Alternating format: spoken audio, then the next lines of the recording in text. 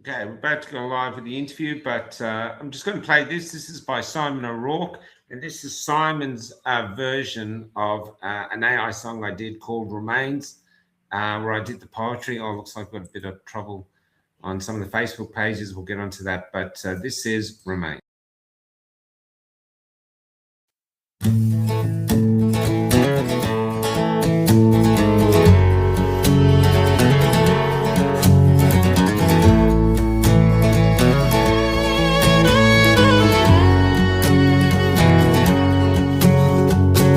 How did we reach here, where the view looks like the view I used to see? But somehow everything's changed. Everything's gone, yet remains. I went to the shops and the prices going up faster than I paid. Yet we're doing the checkouts like we've been demoted to slave. Somehow everything's changed. Everything's gone, yet remains. How did we get here? How did we go so wrong? Price we're paying, so weak when we were so strong.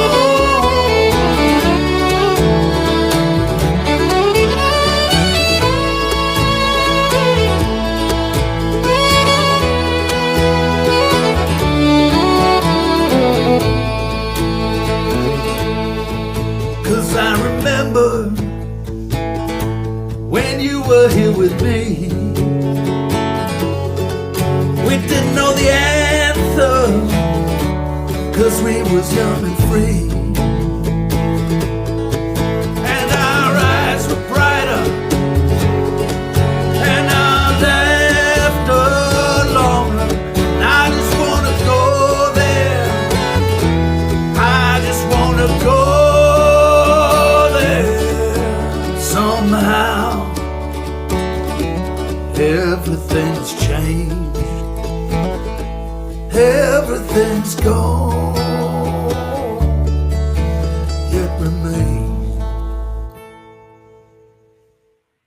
I have to say, I do love the human version, so I'm going to play that at the end too. Anyway, on this path, I've met lots of people, and I'm going to bring on now someone who I'm incredibly fond of, who I've met along the way. And it's John Stapleton. Good evening. How are you? I'm good. And so we've got a big thing to go through. Now, what I'm going to do is just give me, because we just came off another one, I'll just bring up the video you wanted us to play. Yes, I'm not sure how that works with copyright, but anyway, this is from James Glisson. He's I'm going to put up his got a banner here. So this is where it is. If you want to follow this guy, he's like a great podcast. We're just going to watch 3 minutes of this. Let's see in a second.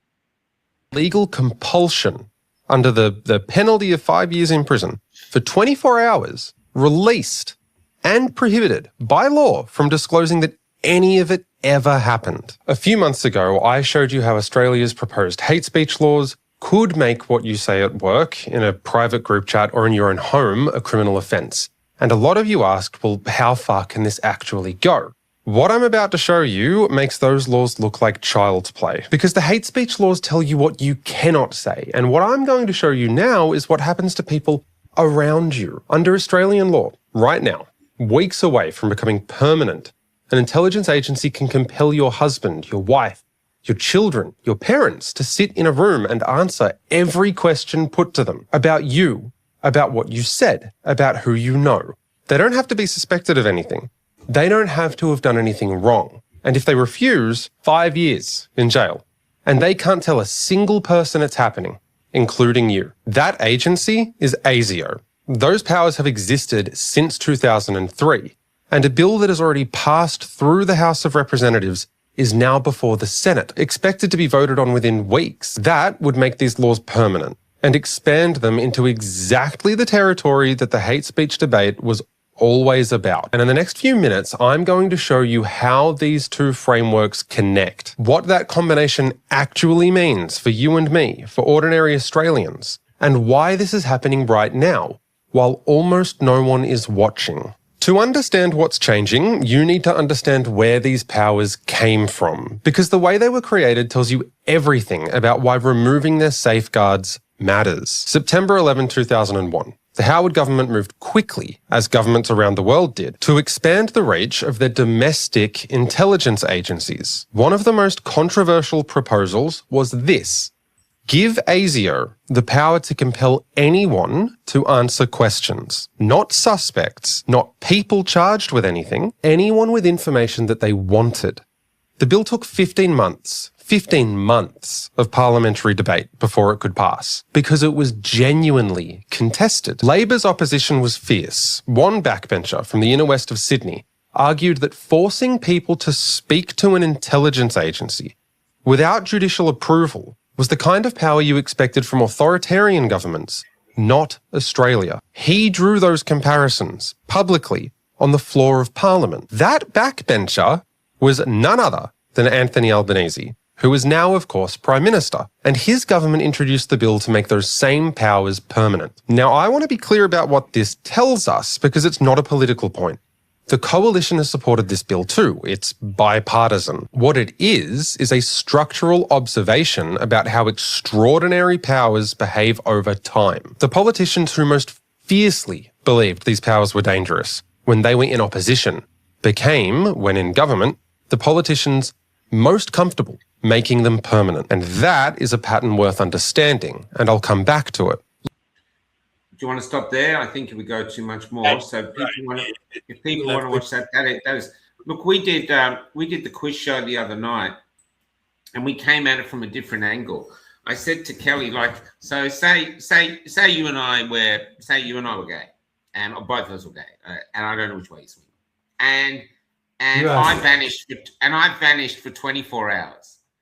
I just vanished. You called your friends. Where's Michael? Where's my boyfriend? I can't find him. And then suddenly I turn up, and I'm a bit disheveled. I haven't slept, and you'd naturally be going, "Where the fuck you been?" And I'm not allowed to tell you. So I've got to come up with a lie to why I've vanished off the face of the earth for 24 hours. Because if I tell you, I'm in jail for 5 years. Right. Instead of assuming that's the reality what we're going to be doing.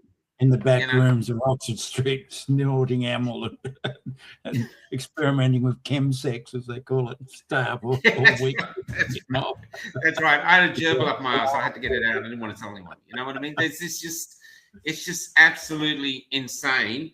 And that's what I'm saying. We're in evil times.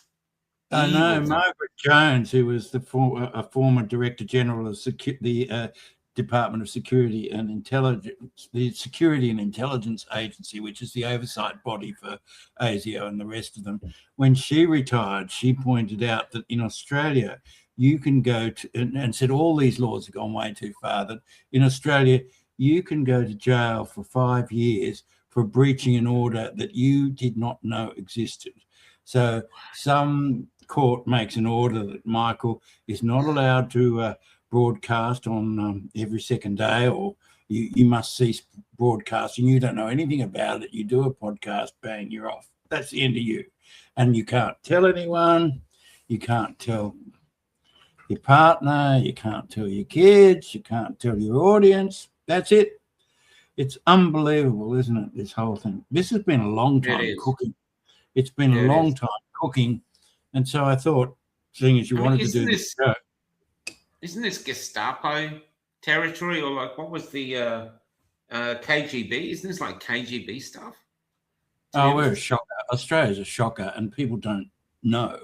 And James Glisson, he's a really talented podcaster. He's a whole new generation. The whole new generation, these podcasters who are really smart, very professional, very accomplished. He's a former policeman turned lawyer, turned police prosecutor, public prosecutor, a really talented guy, and really well spoken, and really his podcast, couldn't recommend more highly. Really interesting.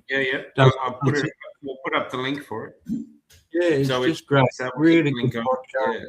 Yeah. And really smart, some of the stuff that he canvasses. He's been great on the hate speech laws. He's been great on family law.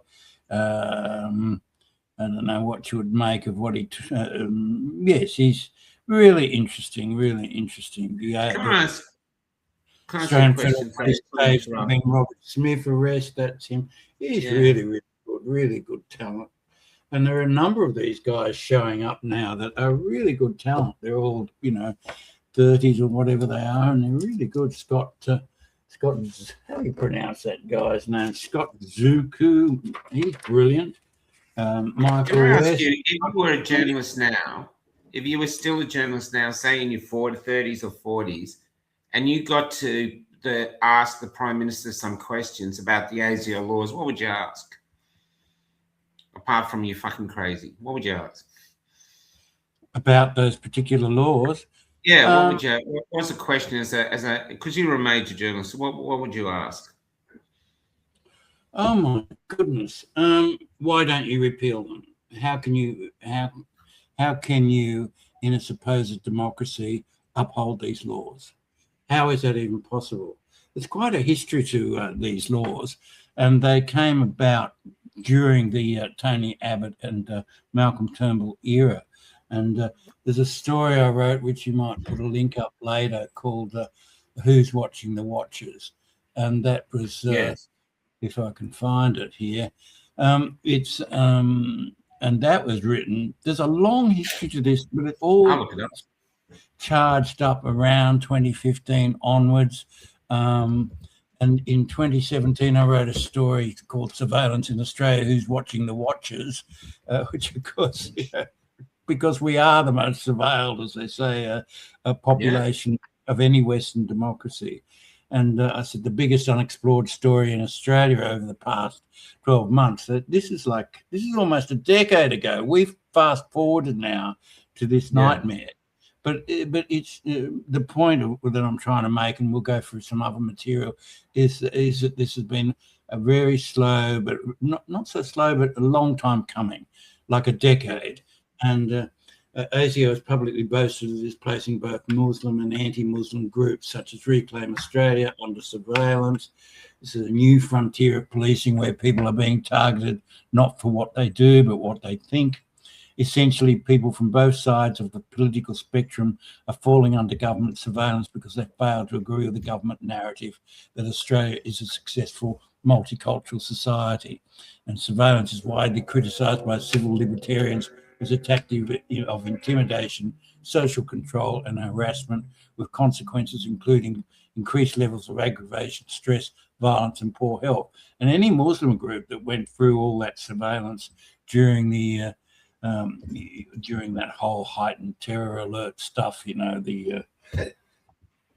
all of that is, they all complain about this, the heightened sense of stress that they all felt. There's a great book. I just put your article up, John. So if you want to watch it there, could I put it on my Substack as well? Which one? The New Daily one we're talking? The surveillance one. Who's Watching the Watchers? I found it. Yeah. For sure. Yeah, fantastic. Yeah. So there's been a lot of rationale for this. I mean, but it's a sort of slow, whatever the rationale was in the beginning, the terror attacks and so on, they all got swallowed into this thing where everyone can be surveilled, and they know perfectly well that people, if they're being watched, behave in a different way. They're more likely to conform. That was if you remember the Panopticon. Do you know all about that? That was I think it was in the 1700s. They built these prisons with the tower in the center, so that the tower that they could see into every cell. So everyone knew they were being watched within the prison, which significantly increased the good behavior. That people, when they are being watched, behave in a much more conformist manner. And that's the theory behind it, that if you're being constantly watched, you will behave better. You'll be more conformist. Yeah, you just dance around the kitchen with nothing on if you think nobody's watching, and if you think somebody's watching, and see how differently you behave. It's we were talking about this today with Kelly, and I was trying to find out different ways to communicate how wrong it is, how into our privacy they are. And I said many young people, especially girls, write diaries when they're young. And in that diary is all their anxiety, their hopes for love, their concerns about their looks, and all these other things, their relationships with their parents, friends, and all this stuff. And if you think that privacy doesn't matter, try to think back when you had that diary and what you would feel like if you came in, you found your brother reading it. You would lose your shit. And so I don't understand why people aren't losing their shit now, you know. Have you read that book, The Age of Surveillance Capitalism? That's a great book. No. Yeah, brilliant book. Maybe you could find it on Amazon, or do you want me to send you the link? Anyway, The Age of Surveillance Capitalism by a American academic was a classic of the time. And she went through this whole thing, how you basically, all this material that you're talking about can't be erased. And they passed legislation in the EU, the right to disappear, or the right to have your online record erased, but in almost all cases it's never erased, and it remains there forever and ever. Amen. So it's it is. Facebook knows if a woman is pregnant before she does. It's incredible technology. So they know. They start marketing all the baby clothes and things, and then she realizes that she's pregnant, and away it goes. It's insane technology, and that is people don't understand that the Facebook messaging that we know, which is just the surface thing, it's just the surface. That it's a huge advertising platform that makes enormous amounts of money by advertising, and we only get the little free bit. It's also a huge military contracts and all the rest of it. So it's not the harmless little plaything that we always thought it was. How cute, and look at the cats and all the cat stories, or the gay boys carrying on like mad chooks as they do sometimes, or whatever. You know, it's the fun side of it. What we thought of as the fun side of it, or the trivial, stupid side of it, has a really dark side to it. There's a story that I wrote to this. You were just talking about Facebook before, that you had some problems with Facebook. What did you? What I did is they've got me on a restriction, and I was talking to an AI bot today to say, how do I get rid of this restriction? And the AI bot said, that's strange. You've got no marks against you at all. So why should you have a restriction? It didn't understand. And then it wanted to get off. Then it was like, oh, well, I can't do anything about this. And the bot took off. So I've got a restriction, even though my page has no penalties. And I can show it actually says there's not. I'll see if I can bring it up and do a snapshot and show you, because it's, I found that really interesting. Right. And you can't contact Facebook. You can't contact them. Oh, you try. It's like trying to contact Google. Good luck with that. No chance. No chance whatsoever. I've just emailed you a story that I wrote called "The Rise of Ultranationalism," and that and the Facebook sites of discontent. This is a long history. It dates back, particularly focused on the anti-mass migration riots of the more than a decade ago, and it shows the absolute collusion between the Australian government and Facebook, amongst the other agencies. But it focused on, it just focused on mostly the anti-immigration mobs that begin with the True Blue mob. The True Blue mob, freedom takes many forms. The excessive legislation, manipulation of Australian media has helped propel the rise of citizen journalism. A number of small, generally left-leaning online publications, numerous anti-immigration or anti-Muslim groups were using Facebook back then as their main shop front, a place to promote their beliefs and attract numbers. members. They included No Sharia, I never pronounce that right, No Sharia Australia, Reclaim Australia, Stop the Mosques Australia, and Fair Dinkum Mate. The True Blue mob was another lot. There is also a Dodge and Cast cycle act, including Blair Cottrell. Good news, Sorry? no violations to show. So I've got no violations, but they have issues. So I've got restrictions, even though I've done nothing wrong. And our Facebook, just our 2 Facebook pages, reach 4 million a month. 6 with the others. Yep. When I did that first story, when they hit around 100,000, which I think you had a similar experience, when you hit around 100,000, you just chopped off the neck. Doesn't matter that you spent years building up that following, that you have a really dedicated following, that you're not breaching any local laws, whatever, because you're running against the government narrative that we're the most successful multicultural society on earth. Give it a rest. But that's the claim, and that's been the repeated, honestly.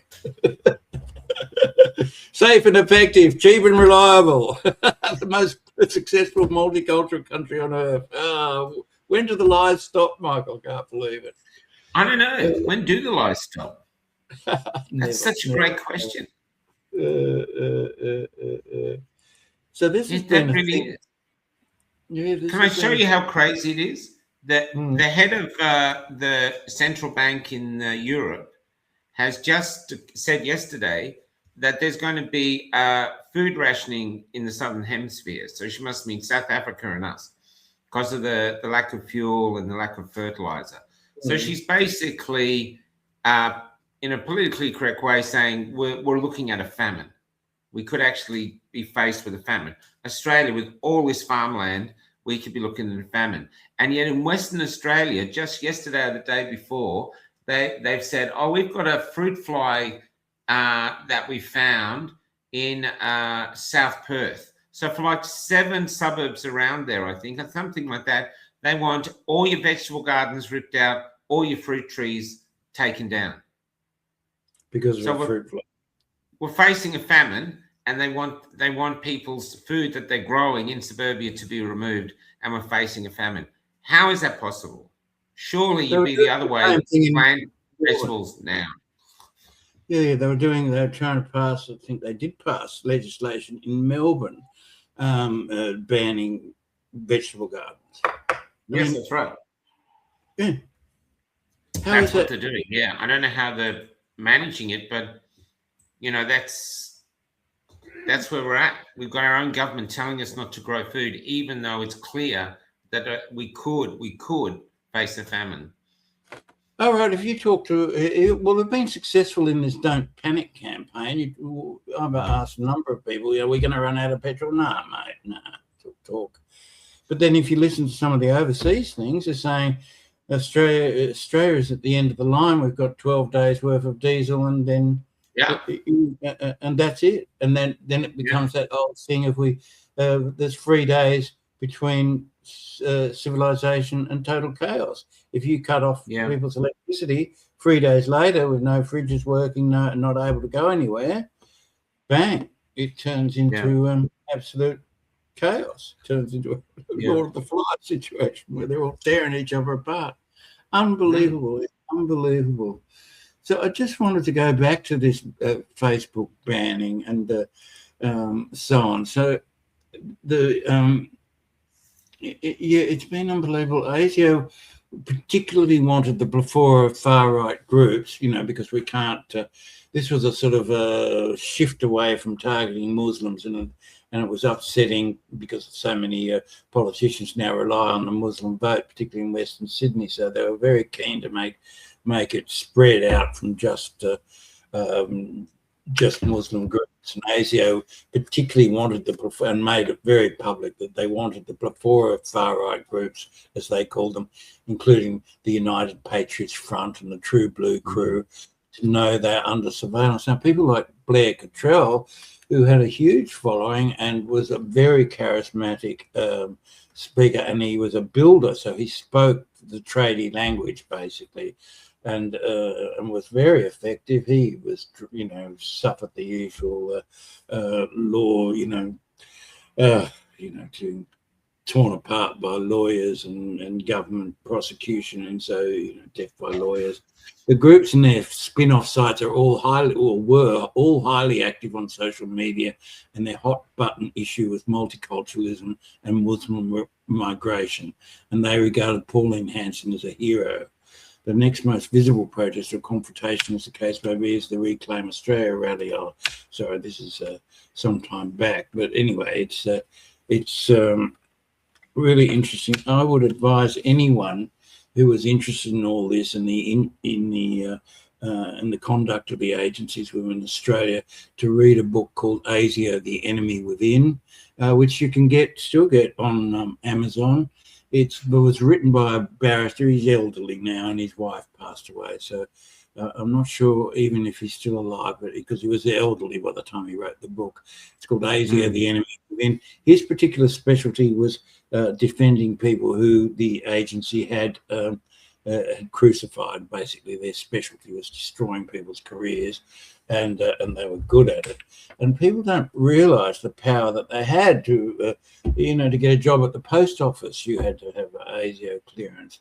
ASIO has clearly had people, the intelligence agencies have clearly had people within the mainstream media in Australia, anyone who's worked in it for long enough would know that there were various people that were very safe conduits between major media organisations and the government. In the book, he describes the organisation as a parallel secret police force which has done enormous damage to Australian democracy. Mr. Tubbs escaped of a rogue institution, quote unquote, and of the generations of politicians on both left and right who had not just let it happen, but had failed to warn the public. Political leaders surreptitiously, you can do that better than me, created an atmosphere of fear within society, he claims, and increased the power and reach of ASIO until it effectively became a huge national network of secret political police that spied on political parties, unions, community organisations, and individuals. And there's very few books written about this.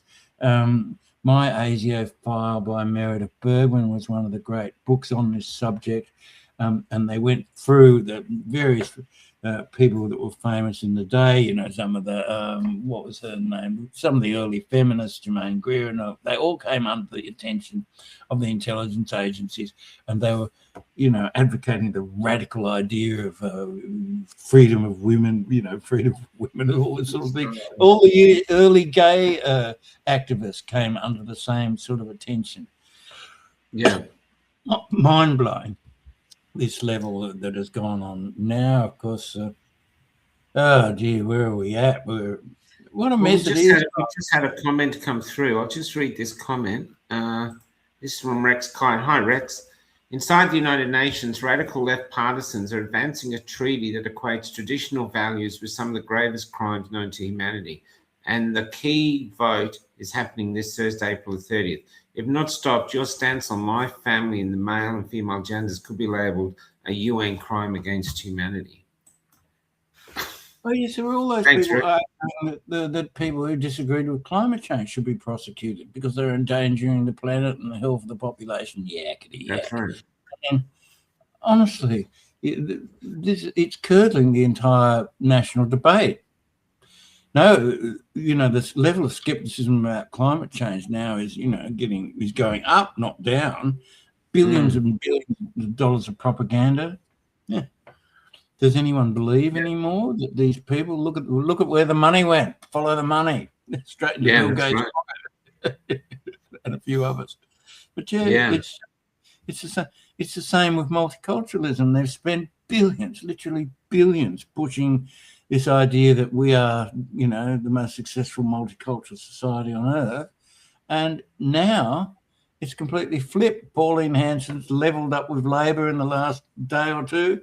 What are they on? 29% each or something, according to the latest Sky News poll, and that's trend. That's a trend. The gate's broken. Yeah. Whether Pauline Hanson as Prime Minister, who knows? Couldn't be much worse. I see people going, how worse can she be? Because they're just saying that, they just do not trust Liberal and Labor at all. And I mean, Albanese, considering he's bringing in 3,200 people a day, I think, 100,000 people. We got our people, and let's be honest, it's our people who are homeless. It's not Indians that are homeless. It's not many Africans you see homeless. It's white people. And if there's still fuel, we want to do a short trip around the south of WA interviewing, because the country towns are full of homeless people, and a lot of them have grown up in the town. They've lived there. Who are they? How did they get there? How do they feel that they're going to get back to actually living in a house, having a job, or running a business? Where is the journey back? Because the government certainly isn't paving a path for them to get back to anywhere good. And their prime minister and you saw he wore an orange tie, the same color as One Nation the other day.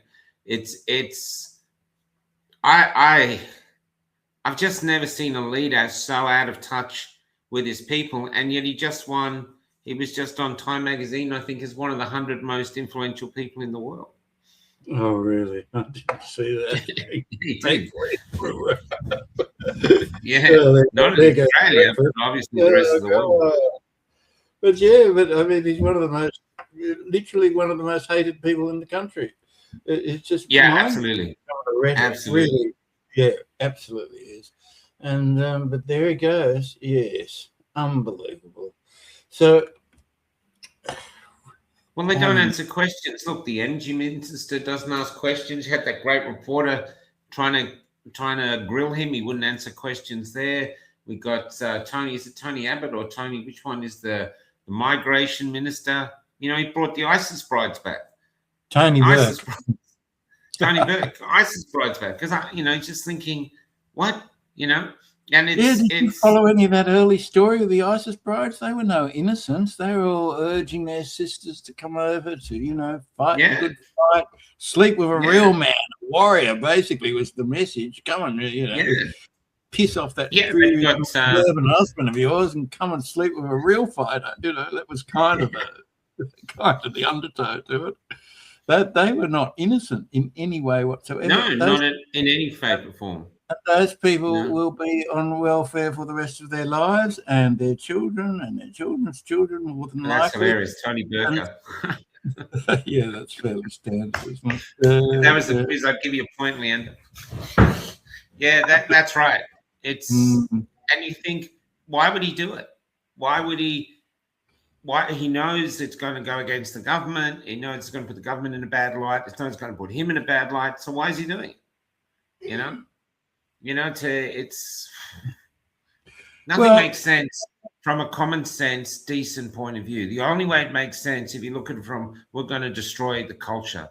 That's the only way it makes sense. All those memes now, how to stay in government, import voters that'll vote for you, and there's no one disproved that. Financial Review report that 85% of the Indian migrants are voting for Labor. So no one's ever disproved that claim. So it's a massive boondoggle, if you like. They're importing their own voters. And it's incredible. It's incredible. Yeah. I was, we used to do so many of these little stories, cozy little stories about the Sudanese or whatever, and many of them are really nice people, like lots of them. It's just the sheer quantity of it and the absolute contempt that they've shown for the people that are already here. And interestingly enough, all this debate is happening on sites like yours. Macro Business is another one that's been really strong on this. They're all these podcasts that are all coming up as a whole new genre, essentially. Really smart, highly educated people. Macro Business is a great one. It's Onsland. That's a really good site. I've been meaning to ask him on. James Glisson, I've asked on, but he hasn't responded as yet. That's Scott Kuru. He's a great one too. And they're all talking exactly the same, that this level of migration is destroying the country. It's having a hugely negative effect on people. It's destroying the goodwill that was here that we had towards ethnic minorities, a cheerful sort of get along, everybody got along, and all you had to do is work hard and say you loved Australia, and bang, you were one of us, sort of thing. And now it's gone completely down the drain, and I think it's leading to a really demoralised population that you've been invaded, you've been. Yes, it's like there was a war, but nobody told you there was a war, and you are now. That's what I've been telling people. I put out a post: "Are we at war?" I put 6 points, and you look at the points of why we were forced vaccinated against our will, with basically forced to take a vaccine against a virus that couldn't kill us, with a vaccine that could. Oh, you know. And so now then you go on to mass migration. Then you go on to, we've got this oil refinery's gone down now, just coincidence, but, it's all leading towards famine. It's all leading. And another crazy thing, actually, Tom Vogel was talking to me today, and he said, the 4 men of apocalypse, the 4 horsemen of the apocalypse, they're going through the things of what they're on. And I see if because I didn't really read this stuff, the 4 horsemen. I just want to get this right, where he said what order they come in. Oh gosh, I should know. We read it today. Now, he and I are not like overtly religious or Bible bashers or anything, but we just wanted to see. So the first one is conquest, which is the white horse. And that can also mean pestilence. So that's the first one. The first horseman is the white horse, and that's pestilence. The second, the red horse, is war. And we've got Ukraine, Israel, and now we've got Iran. Is war. The next one, the black horse, is famine. Famine is the next one. And now they're talking about famine. What I think, though, is it's being engineered. It's not just happening organically. This has all been engineered. In the last few days, they've had, I think there was 10 or 6 or 10 oil tankers in Myanmar or one of those countries. They all blew up. They're all on fire. Blown up by who? They've had several refineries around the world in just the last few days. Romania, Mexico, India, Pakistan, Australia, all blown up, all caught fire, big fires. Yeah, it's all on Twitter, and people are going, "Hey, look, it's all happening."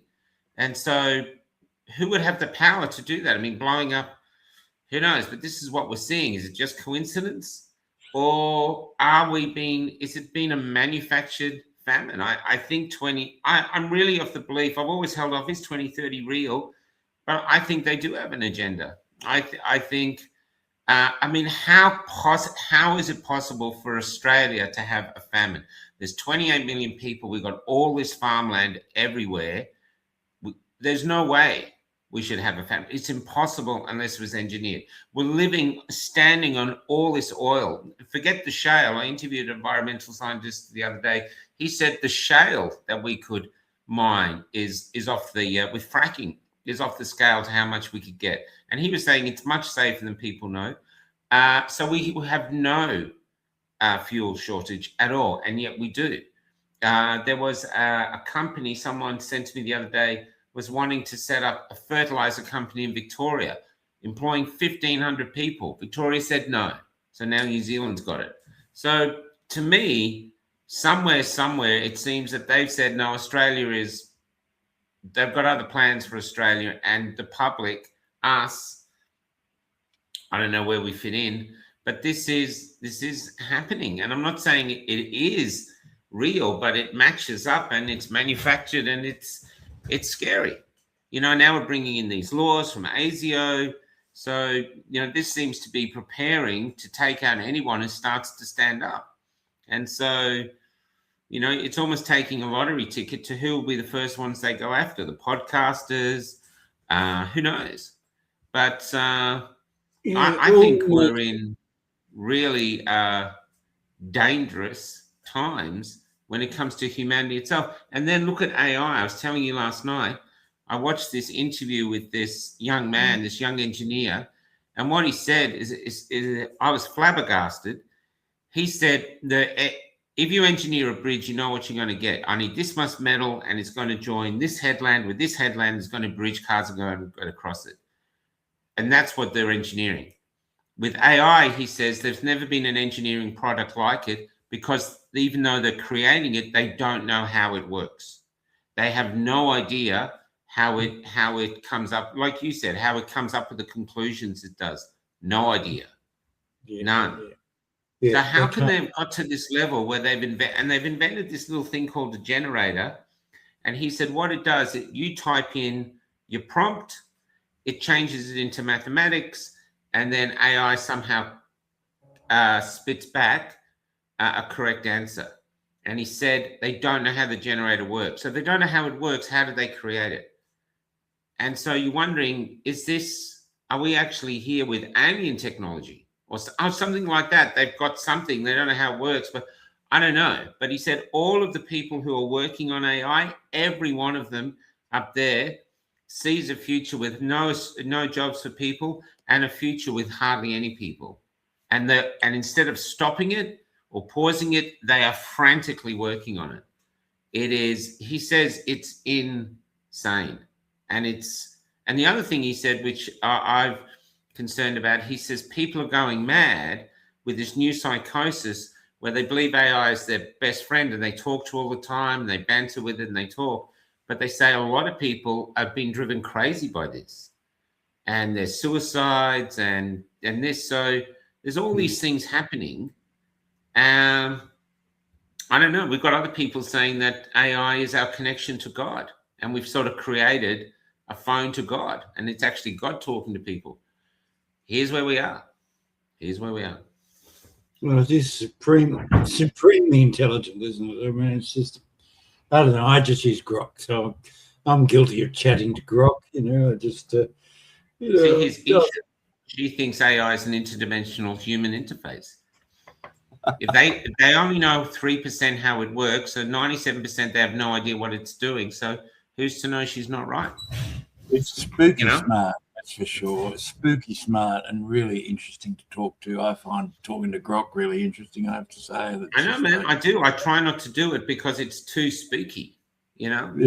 If I write a piece and put it in, the review it gives me is like, oh, my Lord. And I'm thinking, no, I believe you're finding me so, but it's hard. I completely disagree with Elon when he's saying that the best case scenario is that it'll usher in an age of abundance, that we'll all be, free to explore our artistic, inclinations or whatever. Now, there's only so many, we've already got that phenomenon where everyone wants to write a book, but nobody wants to read one. Everyone wants to make a movie, but no one wants to watch one. It's all that sort of stuff. Do you know the obstacle towards that? The obstacle towards a world of abundance is humans themselves. There's too many go to any people themselves do not want everyone to be abundant. People want, like we're watching with our Prime Minister now, and they want control. They don't want people to be free. They don't want people to be abundant. They want them to be controllable. We're seeing that across the world. Look at England. If you want abundance, you take the hands off a small business for a start. If you go to Vietnam, where I spent a few months last year, the small bit, everyone is working. There is no social welfare net. Everyone, and they seem perfectly happy. Where I'd go for coffee in the morning, the little old ladies selling corn cobs every morning. Every morning, you think, how can she survive? But she's selling cobs. Sure enough, everyone comes along and buys them. That would be against the law here, as would the cafe, because it was set up on the side of a street. The school next to where I was staying, there's about would be at least 100 people would set up each morning and sell those kids exercise books, pens, lunch, breakfast, whatever. So they'd all be there providing for the school kids. Bang, it's all really hectic for an hour or two, and then they're all gone. But as I understood it, the property laws mean that once they've own a place, that's yours forever and ever. Amen, and your descendants. It's Wow. not this sort of desperate attempt, because we're facing a serious issue with housing and homelessness and all the rest of it.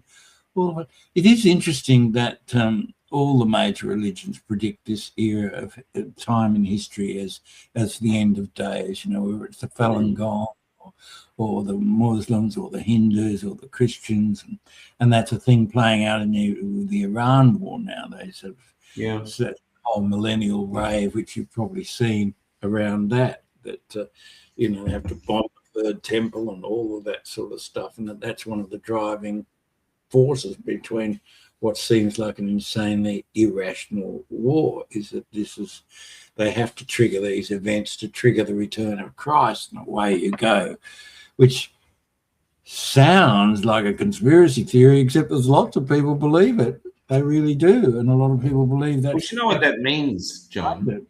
What? That means that if that's true, and that means that Jesus is already here somewhere. It might be because he wouldn't come out until he was, say, 20 or 30s. That's what he did in the Old Testament, apparently, or the Bible. So that means that he's somewhere. He's either in a refugee camp, or he's in America, maybe in a trailer park, or because if he's going to come back the same way Paul, or he's on a boat heading to England with, he's black and he's heading to England with this, or I don't know. He could be anywhere, but he's here, and I think yeah.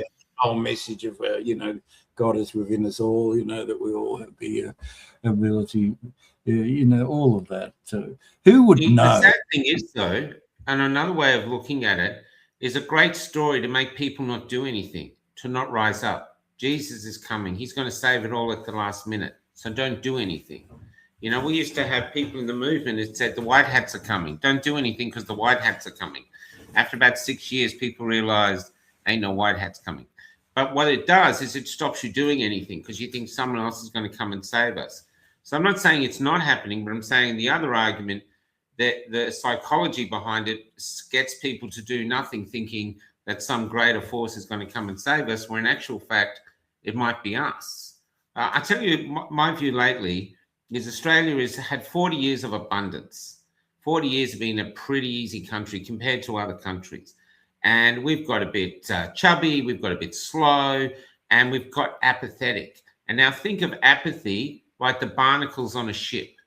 Well, those barnacles are going to be ripped off by adversity. And I think once they are, you're going to see a new Australia. Australians are suddenly, not all of them, but enough that might actually help us, where they stand up and go, "No, we're not living like this. We're not leaving this to our kids." And so I think there's things like that could happen. And the other thing that I'm going to start talking about now too is the rise of hate in Australia. People are hating. They're hating. And you can't hate your way to somewhere good. You have to get past it. And the best way to get past it. Who are they hating? Who are you saying they hate? Oh, they hate the Jews. They hate the Masons. They hate... they're just willing to hate. And I think that comes born from frustration, that they know something's going on. Just tell me who it is so I can hate them. But dogmatically, it stops them asking, well, what is actually happening? Because once you're hating, you think that's it. And you miss all the other clues, where I actually truly believe that whoever's behind this, I don't know if it's aliens, I don't know if it's the United States military, I don't know who the fuck it is. But I think it's a better way to not know, so that you're open to the clues that are coming your way, where if you just hate, then you just close off. You dogmatically hate, it has to be them. And I don't think it is, because like, say, with the Jews, people forget Israel was the first country to get everyone vaccinated. They forced it on the people. And I was talking to Israelis then, we got a few through, and they were saying people are getting sick, people are dying. So they did it to their own people before they did it even to Australia. I think Iceland was next. You And know, the data out of Israel was really early on, really showed that it wasn't working. yeah, it really showed that it wasn't working early on. Yeah. And they still pushed on the rest of the world. So why would they do it to their own people? And this is what I'm saying is we've got to ask questions. I really believe if you were going to do something like this, really take us out, then you wouldn't tell us. Because if you're really going to wipe out the world, most of the world, you don't give a fuck about us. So why tell us anything? What would be better to do is to make sure you don't get caught, is to fill Google and X and all the social medias and even Bibles with red herrings that we can focus, oh, it's them, oh, it's this, oh, it's that. And instead of actually being open to try to figure out who is actually benefiting out of this, who is the beneficiary, what do they want? And I just, I don't believe the real person behind this has revealed themselves or themselves. That's what I think. Yeah, some of the tech bros know that we've got too many people on the earth. We only need about 500 million at most. And we've got, what are we up to now? 9 billion or something? 8 billion, yeah. Yeah. 8 billion. It's a lot of people. But then... Yeah, that's right, Christian. So, oh, my goodness. So, do we want to go back to this how did it all begin thing? Sure. Because I think that, if you just go back 10 years, what we're talking now, everyone is connected. But what is happening is kind of like a mass, that hive mind thing, which is one of the theories behind X, is that we're creating a hive mind. But if you go back 10 years, this was really, not everyone had a phone back then. Everyone now, virtually everyone, I don't know how many phones there are on the planet, but a bloody hell of a lot. And you don't have to be a wealthy person. I was in Nepal not that long ago, in a really particularly little poor area there, or, even the kids that are begging on the street have phones sort of thing. It's just like... the homeless have phones in Australia. You suddenly go past the homeless and they put out a brand new phone. A big brand new phone, they've got homeless. So there's... I agree with you that it's all through Africa. The Bushmen, they all have phones. That's how they do commerce in Africa. It's all over phones. It's incredible. So, and why would the rich let us have these phones if there wasn't something in it for them? For sure. Even this satanic law, I just see Fiona Gabbard, the satanic law, they have to tell us. I don't believe that, Fiona. Where does that say? And if it's in a book, who wrote the book? And David Icke, people all say David Icke. If David Icke knows so much, how does he know it? And why haven't they killed him? Why wouldn't they kill him? Why would they let this guy run around saying, oh, it's reptiles, the queen's a reptile? He never said it's a goanna or a blue tongue or a snake. I don't know. But the thing is, why would they let him? I just think we should question everything in order to stay open to what could possibly be the answer. And if we dogmatically think that's what I know, then we're vulnerable. So there's an amazing... There was a book about Australia called The Land of the Long Weekend, the Great Australian Days. And that's that insane apathy about Australia, which is a really thing as to why nobody cares. Why aren't people more angry about the shutting down of debate over everything from mass migration? Those hate speech laws are just mind-blowing. Do you know why I think? They whistled for no discussion. I know. This is why I think Australians are apathetic. Pretend that the world is a jail. Now, in the jail, there are different jobs. You can work in the sewerage department, and that's, say, third world. You can work in the laundry. That's like the developing world. Or you can work in the library, which is pretty cushy, and that's us. And we're in the library. And part of us says, don't rock the boat or you'll end up in the sewage department. Don't rock the boat, you'll end up in the laundry. We got a good wicket here, just deliver the fucking books and shut the fuck up. I actually think that's our mentality. We know we're on a good thing, but the thing is, the days of wine and roses are over. They're getting over. So why would the rich let 28 million people just get fat and lazy and self-centered and narcissistic and full of all this useless bullshit while sitting on this most wealthiest mine in the entire planet. Why would they do that? Because they like us? Because they like Crocodile Dundee? Or is it because they have other plans for us and they just weren't ready for us yet? But now they're coming. Now they're coming. And now we've got hate speech laws. Now we're talking about famine, fuel shortages. None of it makes sense. None of it makes sense unless you turn it around and look at it from the other way, that it's all planned and we are not the beneficiary of whatever their plans are. Then suddenly things make sense. But if you look at it, how does we benefit from our Prime Minister bringing in 3,000? How do Australians benefit by mass migration? We don't. How do Australians benefit by having only 2 refineries? We don't. How does Australians benefit from sending all our manufacturing overseas? We don't. No, we don't benefit from any of this.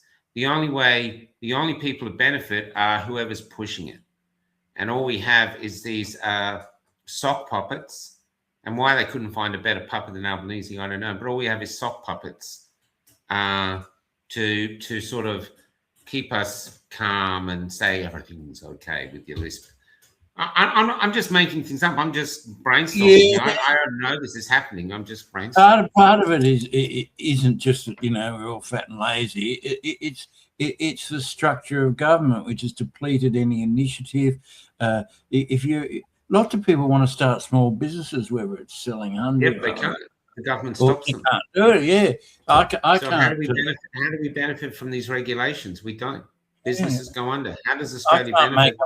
Having all its small businesses go under. We don't. Yeah, I can't make a back to Anzac biscuits and sell them around the street. That would be breaching some bloody health food law. They were going to, at one point, just recently, there was a move. There's little old ladies selling cakes outside the bank every so often. There was a move to go and inspect their kitchens because they were selling cakes. Little girls selling lemonade outside their house. Lemonade, it's can't be done. Yeah. You can't. And you talk to any business person, they're just tearing their hair out. Gas in Victoria. Victoria is sitting on one of probably the biggest fields of natural gas in the world, and Dan Andrews comes along and says you can't have gas in your house. How do Australians benefit from that? We don't. And that Chinese guy that you like, I've been watching him. He said, and this is really terrifying. He said the only way cities survive is that power is cheap and food is cheap. Once those two things stop happening, people will have to leave the city because they simply won't be able to afford to live there. This is where we're at. Correct. Jiang, Professor Jiang, Jiang. It's amazing, isn't it? He's been a real. That's true, Ben, I know it. That's what I understand. Yeah. In fact, what Ben's saying there, just watch this now. This is the truth. I hate to break it to you, Michael, but they don't really care about it's true story. That is the lie that is stopping people waking up. I truly believe that most people need to believe from their own delusional world that the government cares for them. That Albanese gets up and says, oh, how can I help my fellow Australians today? How can I help them prosper? And they don't. And that's the thing. They have to reach some point where they realize the government doesn't give a flying fuck about you. In fact, it might actually be working against you. That you might actually be in a war. Like Sun Tzu says, the greatest war you can fight is when the enemy doesn't know they're fighting. And we're the enemy, and we can't fathom the fact that those who govern us are actually at war against us. And it sounds insane, but look at what we're just talking about. They're stopping us. They're stopping us digging our way out of this hole. They're helping the hole. They're digging the hole deeper. They're pulling us down, and we don't have any benefits. And they're destroying our culture, and they don't care. With all this mass migration, they don't care. The evidence that they don't care is everywhere. That the hospitals. We should have no problem with hospitals. We're so rich, and there should be no waiting lists. Instead, people are dying in hospitals because they're ramped for hours. They don't care. And when they did that when they did that Royal Commission into nursing homes just before COVID, they actually came out and said, we found out that they don't care. The industry is rife with neglect. And then suddenly they come out, oh, we've got to save old people. Everyone get jabbed. Like suddenly they care about old people. And yet they had their own Royal Commission, which showed that they didn't give a shit. So they're lying and they don't care. But people can't give up that because it's so terrifying to think that our government doesn't care for them. But here's where we are. It's amazing to think that, because part of this is a sort of knowledge system, that oh God, I've gone blank. It's amazing to think that Julian Assange, God, what's wrong with me? Julian Assange was talking really optimistically about the internet and the liberation that it was going to bring, and how it was going to really change everything, how it was going to turn the world into citizen journalists, basically. This guy, which is a point I wanted to make, was that Graham Dobell, who's a media analyst at the Australian Strategic Policy Institute, a really interesting man, an interesting writer. And he wrote this series, this is like literally a decade ago now, about how, governments, and this would be, the Australian government, the Australian bureaucracy, politicians, bureaucrats, the intelligence agencies, none of them like or trust the media. We were always enemy number one. And he wrote a very entertaining, to me anyway, series about this called Defence Confronts the Media Age. And he was saying that the Defence Department in particular he was concerned about, but it's true of all the government departments basically, is that they always knew who public enemy number one was, and that was journalists, and they were really keen to control everything that came out. Now, as everybody got mobile phones, you can't just have a massacre in Gaza now because everybody's got a phone, videoing those messages to the world. So it's completely changed the nature of war. It's changed the nature of public debate. And he wrote optimistically, I think, I'll just read a couple of parts for you. The media age has been dawning since the middle of the 20th century. It's a tribute to the ability of the Defence Department and the Australian Defence Force to fight old wars that so much effort is still concentrated on the traditional foe, the press or news media. The fear of hacks reaches towards phobia. Not to worry, Defence, the hack world is unravelling at warp speed. And that's, by the hack world, he means the traditional media. And it's a really interesting series that he wrote a decade ago, and you can still find it on the ASPI, Australian Strategic Policy Institute website. The new media aren't so loyal to a single state. The media age changes the game in fundamental ways. Journalism and journalists will not disappear, but the digital comets have hit. The atmosphere has changed forever. New realities throb. Competing media realities rise. The mass audience is splintering, and the mass that was once mass media isn't going with it. The behemoths of the press are lesser beasts as their readers and markets dash away through digital portals. The digital disruption dominates. And that's what we're seeing now. The media age has grown to become a global reality, not just a developed world phenomenon. A striking arrival is the creation of billions of digital citizens. The mark of their citizenship is a smartphone they carry. Now, all of this looks primitive only a decade on because we're in a very fast moving period of history. But at that time, the idea that there were literally billions of digital journalists out there filming anything and everything, was a novel thing. And we all thought that it was going to liberate everything, new forms of art and new forms of dialogue. And in fact, the government has moved in the opposite direction to what Dobell and others were advocating, that, be fast, be accurate, be honest, be open. You can't hide anymore. You can't bomb a kid's school and not have all the, weeping parents and bleeding children and all the rest of it. It can't be done anymore. In fact, they've gone the other way. The mainstream media is more controlled by government than it's ever been, which of course is now leading to this exodus straight to podcasts like the work that you do, the work that Michael West Media does, and all the rest of them. There's a whole lot of really talented people coming up now. Look at Candace Owens in America, #1 podcaster in the world. Look at that. Two Worlds Collide. So here's Two Worlds Collide. He's doing amazing work. He gets Shane Warne's son to state that was the jab brilliant. killed Shane Warne. That's journalism. And all the other MSN, they've just been covering that for ages, covering it, saying, nah, he died of this. They've just been lying and lying and lying. And then this podcaster, probably never thought he'd be a journalist, he breaks the story.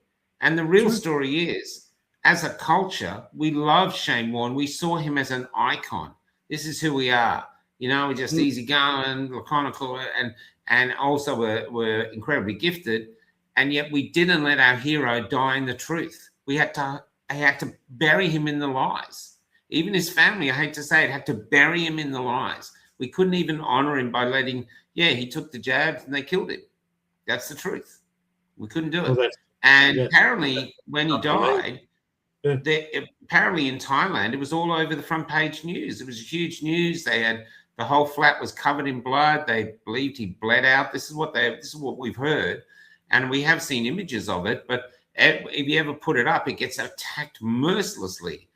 And because they're trying to hide this lie. Was the Thai press saying that it was the jab?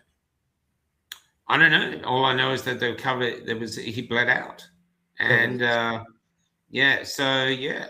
was my very first thought. The minute I heard it, I thought, that's the jab. Yeah, everybody, and healthy man. He would have been off, a bit of toot and the girls in Bangkok. He was a lively lad, loved the girls, loved Thailand. Why wouldn't he? And then they said he was caught with hookers. Why wouldn't he get caught with hookers? He had the money.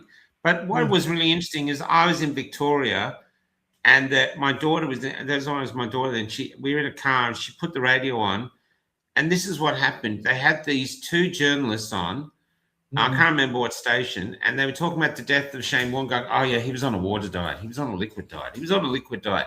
We've got an expert coming in on liquid diets. And this woman came on and she goes, yeah, he's an expert on, and she said, well, he was drinking a lot of chamomile tea. She actually said that on the news. And I thought, are you fucking kidding me? What, you think we got graveyards full of people that died of chamomile tea? You know what I mean? And then there's what else? What's another tea, Kel? Tea tree? Peppermint. Don't even go near fucking peppermint. Take you out in no time. I mean, this was insane. I didn't understand why chamomile tea didn't sue the bitch. Go and prove that chamomile tea kills you. But that's what they had. This is on the radio and people are listening to it. Such lies. What were they protecting? Was it really money, or were they? I actually don't think it was money. What I think they were protecting was this belief that the government is good and they need it. And the left can't give that up. They cannot believe that the government is bad, no matter how much evidence they have. They just can't. They've lost everyone now, haven't they? Have they? They've lost everyone because of lies, because we can see through lies. We're mushrooms. We're born in the dark. We're fed bullshit all our lives, but it makes us very good at discerning bullshit. And that's why they've lost us. They've too many lies. It's like trying to get back with a lover that's lied to you too much. You get them and I can't do this. I can't be here. You've lied too much. You've gambled too much, whatever it is. I can't get back with you. I can't. And that's what's happening with mainstream media. That's why Stefanovic has left. That's why some of the journalists now are trying to be really hard. Hey, look, we've been really hard now. Too fucking late, mate. Too fucking late. We've seen you kissing Albanese's ass for 6 years. We know where your lips lie. Oh my goodness! Yes, but I do think though that there's a chance of something greater. But we have to challenge this. I mean, look, Albanese won't even answer questions. He didn't even know what the unemployment rate was the other day. His country's going into recession. He goes, I don't know what it is. He's the Prime Minister of Australia. And he doesn't see that as an issue. It's funny and extremely dishonest that he never mentioned before the last election he was ramping up immigration rates to record levels. And last month, according to the most recent stats, was the highest on record. whatever Yeah. it was. 10, what is it now? 10,000 a week? Well over 100,000. It was 3,200 people a day. We've even got, I don't know if she's on here. There's a person on here, the Australian thing. She is, she's homeless. She used to be a teacher. Now she lives in a tent. She's doing her own thing from living in a tent. But even that, living in a tent, where can you live? They're moving people on. They're building, in America, there's so much homeless in America now that the Walmarts are putting in power in and showers in their car parks because that's where people sleep. But in Australia, and we know because we live in the bus, they put fences, the huge solid fences that come down to car parks at 5, 6 o'clock or 7 o'clock, so no one can get in there. 3,400 people a day. Thanks, That's Christian. insane. And you've already got, what is it, 31, It's 32%? only insane from our perspective. From someone who's trying to destroy Australia, it's genius. And why exactly would you want to destroy Australia? That I can't answer. And some people argue it's a spiritual thing, but no, I don't. I think it's just, you know, it's incompetence rather than conspiracy. It's locked into place. Nobody knows how to stop it. They lied blatantly about it. You know, everything from electricity prices to how often have they said that they're bringing the levels down? But it never happens. Constantly. And they never go. They just lie to us. They lie. Look at it another way, though. Look at the Industrial Revolution. Now, before the Industrial Revolution, the first Industrial Revolution, horses everywhere. Everyone had a horse. Horses, pulling carts, everything. Horses, milko, driven by horses, everywhere. Working in the mines with the men. After the Industrial Revolution, horses are a hobby. Only for the rich or the wealthy. You know, maybe you got a farm. But horses, and so those millions and millions and millions of horses probably ended up in the glue factory, let's be honest, you know, because the corporations and the rich decided, well, we don't need all these horses and we're not going to put them on our farm and feed them because that's for our livestock. So let's make them into glue. What I'm saying now is thanks to AI, AI is the new industrial revolution. And I think the industrialists are looking at us, the bankers, and going, we're the new horses. We don't need these people. We don't need these people anymore. Useless. We used to need workers. We didn't need the horses then. We don't need these people now. There's factories in China that have the lights off. They operate in the dark because there's no humans in them. Amazon is sacking hundreds of thousands or tens of thousands of people. The American, all the great businesses in America, the huge businesses, copying loads of people. Spotify sent an email to all its staff saying, tell us what you can do that AI can't, and you can keep your job. So Spotify is getting rid of a lot of people. Yeah. And this is what's happening. And it's making us irrelevant. And you know, did they keep the horses around? They keep millions of horses around because even though they didn't need them, they loved them? No. Business. See ya. I think somewhere there are business people and they've just made a business decision like say in Australia where there's a golf course that has too many kangaroos and we just say, let's cull some. I think it's just that. It's not personal, it's just business. And Australia is a huge mine, so they want to have this. Australia's going to be the mine of the world. And I think they're redesigning the world, or theoretically they could be redesigning the world to suit them. And the only thing in front of them in this nirvana that they're building is us. Yeah, certainly during that, you know, epic and all that, people were saying we're being cold. You know, a number of people said that to me and probably to you that, you know, we're being cold. And that's how they felt. That's what my father said. And he still went and got vaccinated the other day. So, you know. Yeah, it's the biggest medical scandal in history. And people are still lining up for it. Yeah, it's extraordinary. And it's extraordinary. So have we done our hour? How long are we going for? An hour 14, man. It's amazing. I can't believe you're not snoozing. Oh, shut up.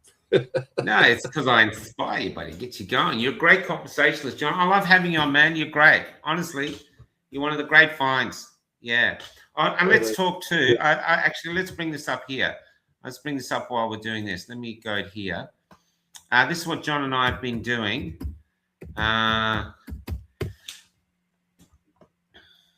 Let's see, it's getting up here. What are you bringing up? Cafe Locked Out, the banned book. So I'm just going to bring it up now in a share screen. We've got to get Jeremy up. Jeremy Atkin, who was on the other day. Yeah. But got to get some. So here it. So here it is. Here. So John edited Goodbye Road. So everyone is read it. John was the editor behind it. He did a brilliant job. And now we have these others here. Citizen One by Paul Conlon. People love it. It's there. Australia Breaks Apart by John Stapleton, who's here. Radical Curiosity by Russell Story. We had him on. And we've got other ones here. There's other ones down here. The Jack books by Robin. She's a grandmother, but she wrote a great book.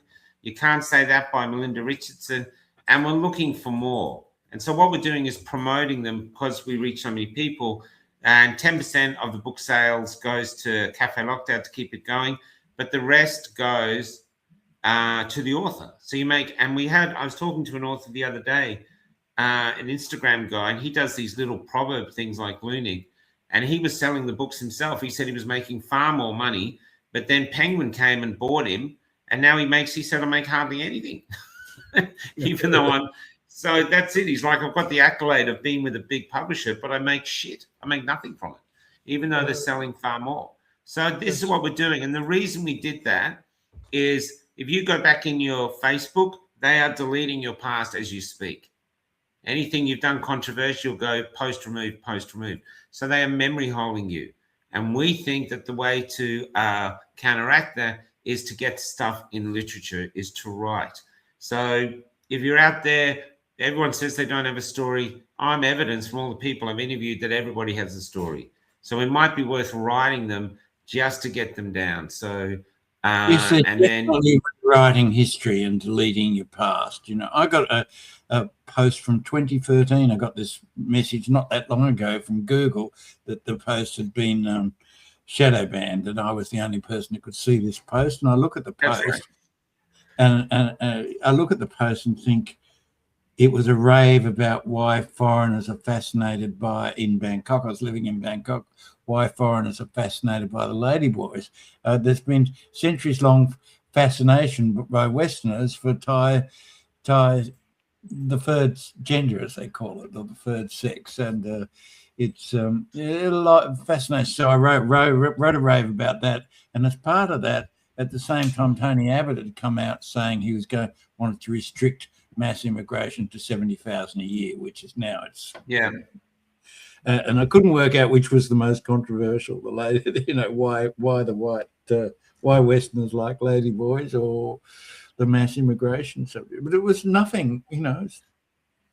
How can you rewrite history like that? Like a decade after I wrote it, and it's been up online for a decade. You know, like this is what they're going. And this is what they can do now because AI can go through. Where was that question for John from Maddie Max?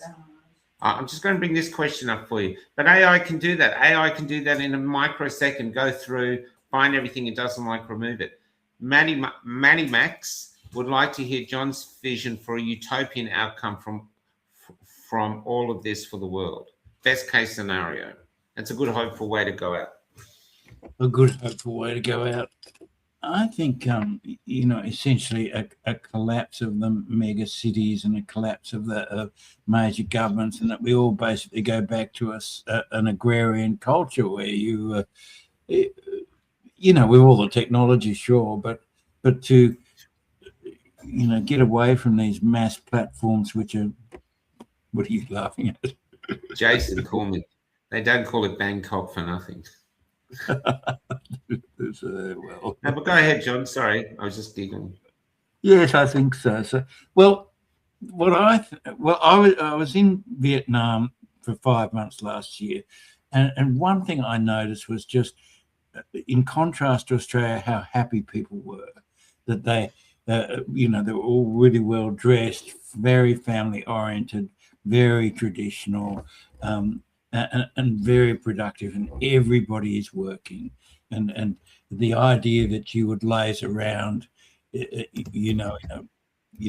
welfare, even someone severely disabled, half blind on a trolley with no legs, is running around selling lottery tickets. And if you talk to them, oh, they're happy. They're out there. They're selling the lottery tickets and this, that, and the other, or they have their own stories. Or it's just really, I was so impressed by the cohesiveness, the national pride, the community pride, the family pride. You can see it in the way people are dressed. You go down, as we've talked before, the local mall, it's just like walking into some zombie nightmare. Whereas over there, it's all really sparkling. It's the amount of money that's flushing through that country and the amount of money that people have is amazing. You can go to some suburb and there's all these mansions. It's not like the poverty-stricken country that we think of it. Yeah, that's right. Past, and they were poverty-stricken till the 80s, but now it's just absolutely booming, and it's booming on all sorts of levels. On the civic pride, some of the infrastructure that they're building is quite incredible. It's like quite incredible. The new airport that's going up in Saigon, and which looks really spectacular. All the infrastructure along the beach resorts and the roads and everything. It's really that country is absolutely pumping. Hard to believe we're at war with them. And I think somewhere in there is a solution for Australia. Nobody is encouraged to thrive. People are not thriving in this country. Yeah. They can't just. I can't make my little precious batch of Anzac biscuits and sell them around the streets. I can't have any idea for a business that I can't. The local baker here, used to employ 12 people. Now he's down to 9, and he's tearing his hair out. And the amount of regulation and the tax, and both sides of politics have been guilty of basically destroying all personal initiative, all family loyalty, country loyalty. It's it's a shame to wave the flag now. That's an embarrassment. You're obviously a Yoko if you're waving the flag. All of this. Whereas you go to Vietnam, those Vietnamese flags are there from one end of the country to the other. So we've lost pride in ourselves, pride in our country, pride in our community, and look at the state of the infrastructure here, the roads. This one just comes. There's 2 very wealthy councils linked up here, and the roads are like full of potholes. It's like, how does it make sense? We've lost all that pride. So that's right. And that's right. We have one of our podcasters, Wayne, says he just wants a country where his children are proud to be Australians, which they're currently not. No, they're not. And everybody knows. Everybody knows. Look at, the NDIS, massive rorting that goes on. And, nobody feels like their taxes are being well spent. Everybody, the social contract is broken. There's no... Yeah. Nobody feels like their taxes are being well spent, that their interests are being Not at all. Look what they sent money. They've sent 500 million or something, or some crazy amount of money to Afghanistan, to some village. I mean, we got people going hungry, and they're just sending millions away. It's the ivory tower is so high, it's staggering. Anyway, Michael, it's been an honour to be on your show, and thank you very much. What are you talking about? It's every Sunday morning, but it's great to hear your voice, John. You have an amazing voice. You have an amazing passion, and you got this. You're not dogmatic. You're not crazy. You just. It's almost like you're the person on the Titanic going into the bingo room and going, "We've hit an iceberg. We've hit an iceberg," and they're all going, "Can you shut up? I'm one number away from bingo," and. This is where we're at. I think you're great. I love having you on, and the people love you. Everywhere I go, people go, "Why, John? What a coup you had getting him," and it's true. It's true. So- Even if you're teaching, I mean, there's people like you should be teaching us new journalists how to do it, or just inspiring us to keep going. I think you're, and to everyone, he was once homeless, living on the streets of a runaway, living on the streets of King Cross. He became a major front page reporter for the Sydney Morning Herald, then went through the Australian. He's done incredible things, and he's here. He's humble. He doesn't go on about it, but he is. He's a powerful voice for righteousness. I truly believe that. Don't know about the righteousness bit. Well, on a level, I don't want to get down to what you did underneath the sheets. That's your business. I don't need my heroes to be saints. You know, I prefer that they're not. You know, so yeah. Anyway, guys, we've got Marky. We've got Mark Mack coming on tomorrow. Mark. Yeah, he's a veteran. He's an absolute veteran. I know him. You might not know him, but he's a veteran. He'll be coming on tomorrow for a chat, and we might have something really, really special. I've got to pass it past Kel, and so anyway. But he's here you go. Look at this. You have made his day. There you go. I think he's mighty good looking too. So there you go. Look at that.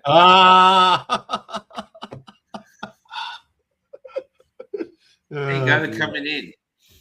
Yeah, man. You're very welcome in the cafe, John. You're very welcome. Good We're going to go out with another legend. So we're going to go out with the song we started with.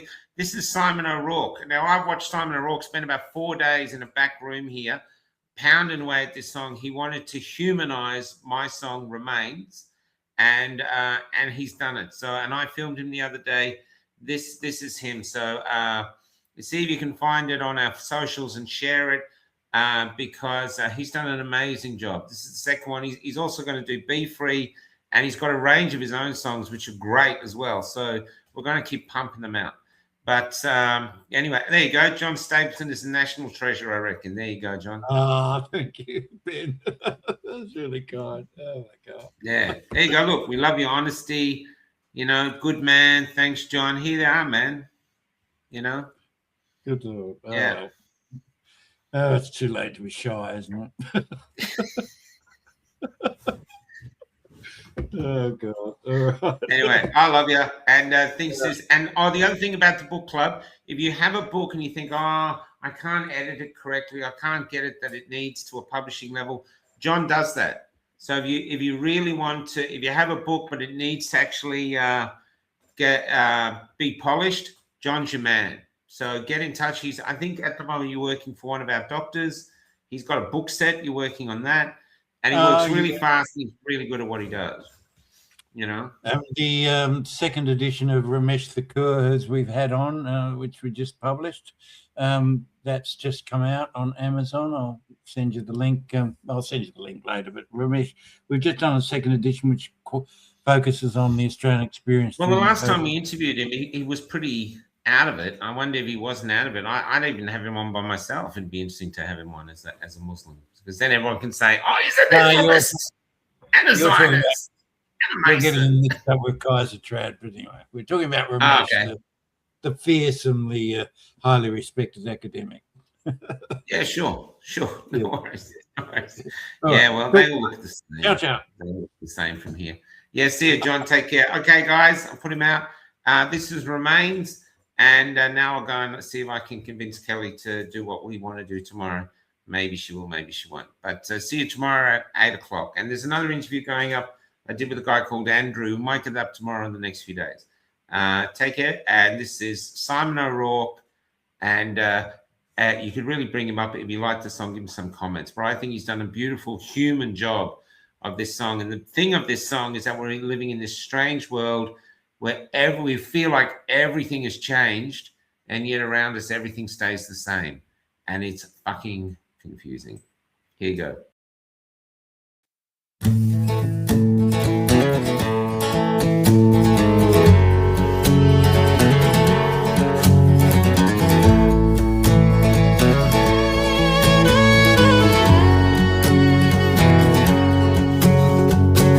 How did we reach here? Where the view looks like the view I used to see. But somehow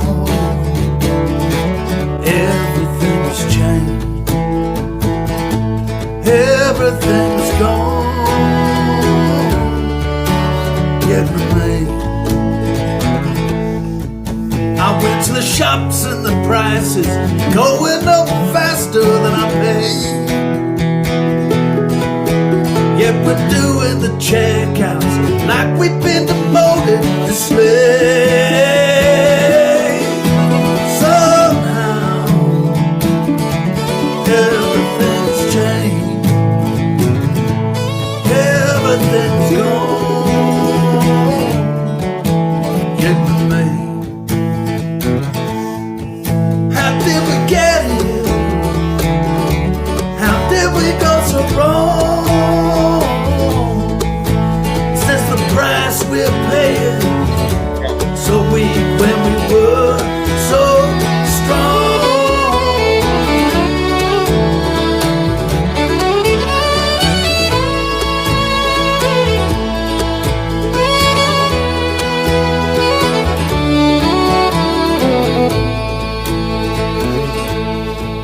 'Cause I remember when you were here with me, we didn't know the answer, 'cause we was young and free. And our eyes were brighter, and our laughter longer. And I just wanna go there, I just wanna go there. Somehow everything's changed, everything's gone.